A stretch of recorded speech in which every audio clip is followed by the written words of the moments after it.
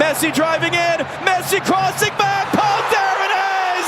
Lautaro Martinez, stoppage time, go ahead goal for Argentina! এ যেন এক রূপকথার গল্প।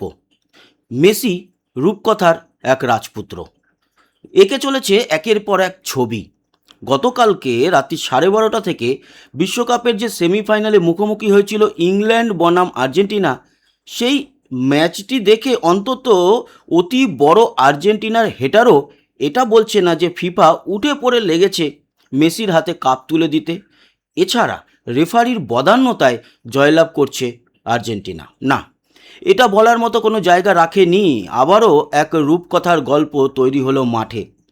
আপনারা যদি খেয়াল করেন, সেই রাউন্ড অফ 32 মানে নকআউট শুরু হওয়ার পর প্রতিটা ম্যাচেই আর্জেন্টিনা পিছিয়ে থেকে অদ্ভুত এক লড়াইয়ের মাধ্যমে ফিরে এসে জয় ছিনিয়ে নিয়েছে।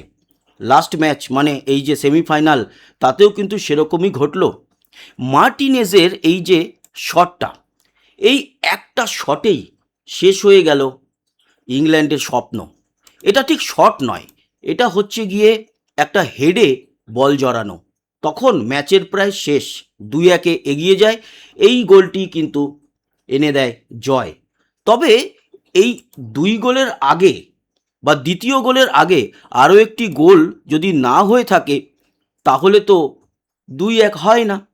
এই দুটো গোলের পেছনেই কিন্তু অবদান আর কারুর নয়, অনবদ্য মেসির। পিছিয়ে ছিল প্রায় 86 মিনিট পর্যন্ত, 1-0 পিছিয়ে 55 মিনিটে ইংল্যান্ড গোল করে এগিয়ে যায়। তারপরেও সেই কঠিন লড়াই, ইংল্যান্ডের খেলা অতটা ভালো লাগেনি।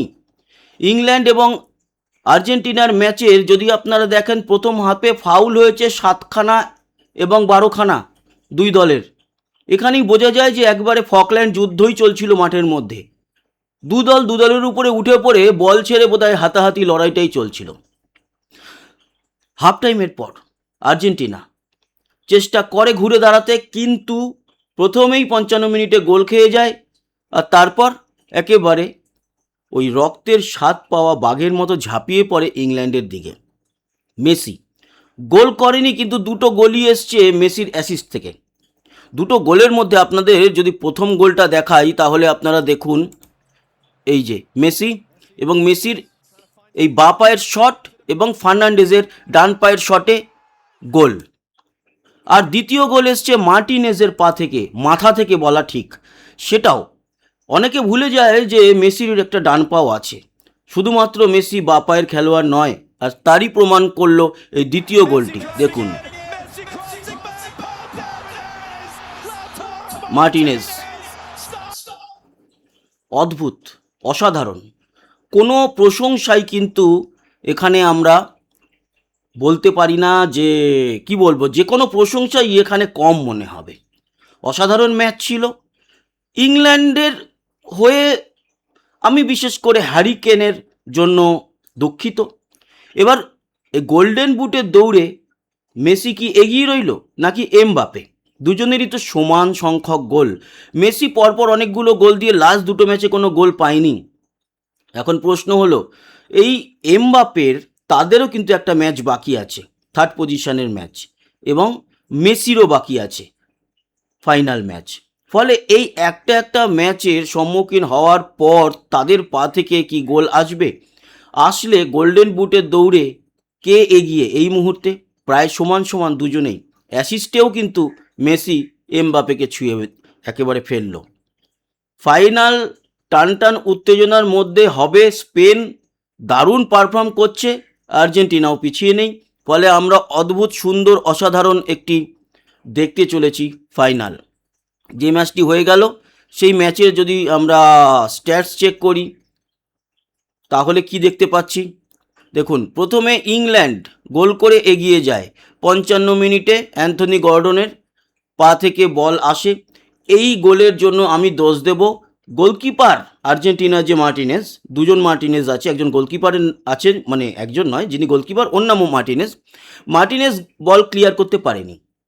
আর মলিনা ডিফেন্ডার যিনি, তিনিও এগিয়ে গিয়ে ব্লক করেনি। ফলে এই গোলটা এসছে সম্পূর্ণ আর্জেন্টিনার ডিফেন্ডারদের ভুলে এবং গোলকিপারের ভুলে।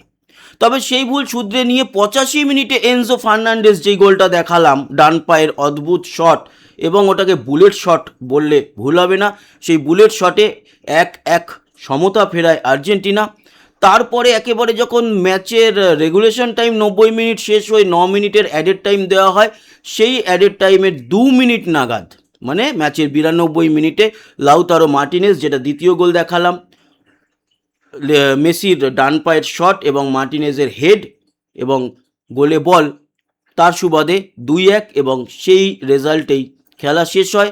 রূপকথার এক গল্প আমরা দেখতে পারি আর্জেন্টিনা বিশ্বকাপের ফাইনালে। আবারও ফাইনাল অসাধারণ হবে, সেটাই আশা করব। এই ম্যাচের স্ট্যাটস কি বলছে দেখুন। ইংল্যান্ড 6খানা শটস নিয়েছে, 14খানা আর্জেন্টিনা। শটস অন টার্গেট মানে 3 কাঠির মধ্যে বল রেখে শট নেওয়া হয়েছে 3টে ইংল্যান্ডের তরফ থেকে, 6খানা আর্জেন্টিনার। বল পজিশনে 36% ইংল্যান্ডের, কিন্তু 64% আর্জেন্টিনার। এখানেই অনেকটা আর্জেন্টিনা এগিয়েছিল। পাসেস দেখুন 331টা খেলেছে ইংল্যান্ড, অথচ 578টা খেলেছে আর্জেন্টিনা। পাস অ্যাকুরেসিও অনেক ভালো, better than England, 84% England, 93% Argentina. Foul 11টা 15টা, যেটা হাফ টাইমের আগে 7খানা 12খানা ছিল। ইয়েলো কার্ড একটা দেখেছে ইংল্যান্ডের, 3টে দেখেছে আর্জেন্টিনার। রেড কার্ড সমান কেউ দেখেনি, 0-0। অফসাইড একটা ইংল্যান্ড, 3টে আর্জেন্টিনা। কর্নার একটা ইংল্যান্ড, 6খানা কর্নার পেয়েছে, কিন্তু আর্জেন্টিনার ম্যাক্সিমাম কর্নারই তুলতে গিয়েছিল লিওনেল মেসি। এই ম্যাচের যদি লাইন আপ আপনাদের দেখাই, তাহলে ইংল্যান্ড খেলেছে 4-2-3-1 ছকে, দেখতে পাচ্ছেন। এই হচ্ছে পিকফোর্ড গোলকিপার, এবং হ্যারি কেন ছিল একেবারে সেন্টার ফরওয়ার্ডে। তো হ্যারি কেনের পা থেকে গোল আসেনি বটে, গর্ডনের পা থেকে গোল এসছে। অন্যদিকে আর্জেন্টিনা খেলেছে 4-4-2 ছকে, এবং একদম সামনে আলভারেজ এবং লিওনেল মেসি ছিল। সেখানে আলভারেজ এবং লিওনেল মেসি দুজনের পা থেকে কোনো গোল আসেনি, কিন্তু লিওনেল মেসির অ্যাসিস্ট থেকেই কিন্তু ফার্নান্ডেজ একটি গোল করে, এবং আর একটি গোল করে লাউতারো মার্টিনেজ কিন্তু একটি হলুদ কার্ডও দেখেছে, রোমেরো একটি হলুদ কার্ড দেখেছে। এই হচ্ছে গিয়ে ম্যাচের স্ট্যাটস। এবার আসি তৃতীয় যে মানে পজিশনের খেলা, সেটা হবে শনিবার রাত্রির 2:30। এখানে সানডে দেখতে পাচ্ছেন, মানে অফিসিয়ালি তো সানডে পড়ে যাবে শনিবার রাত্রির 2:30-তে, বা আপনারা বলতে পারেন রবিবার ভোর রাতে 2:30 থেকে এই ম্যাচটি ফ্রান্স বনাম ইংল্যান্ডের থার্ড পজিশনের খেলা। এটা নিয়ে অত কেউ মাথা ঘামাবে না।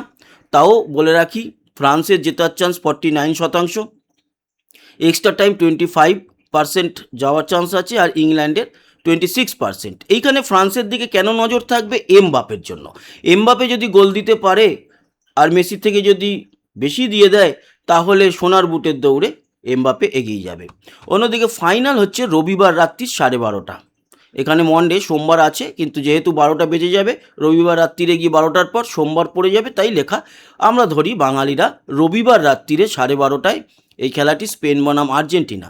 এখানে কোন দল এগিয়ে? এখানে কিন্তু বলছে স্পেনের জয়ের চান্স 42%, এক্সট্রা টাইমে যাওয়ার চান্স 31%, এবং আর্জেন্টিনার 27%। তবে গতকালকেও ইংল্যান্ডের থেকে একটু পিছিয়ে ছিল আর্জেন্টিনা এই পার্সেন্টেজের হিসাবে, তা সত্ত্বেও আর্জেন্টিনা এই ম্যাচ বার করে নিয়ে গেছে। আর আর্জেন্টিনা যেরকম খেলছে, তাতে তাদের কিন্তু কপালও সাথ দিচ্ছে, আর শেষের দিকে এসে একেবারে যেন বাঘের মতো ঝাঁপিয়ে পড়ছে।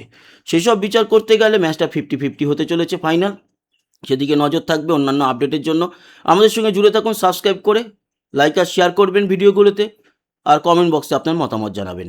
আসি, আবার দেখা হবে। সবাই ভালো থাকবেন, সুস্থ থাকবেন, টাটা।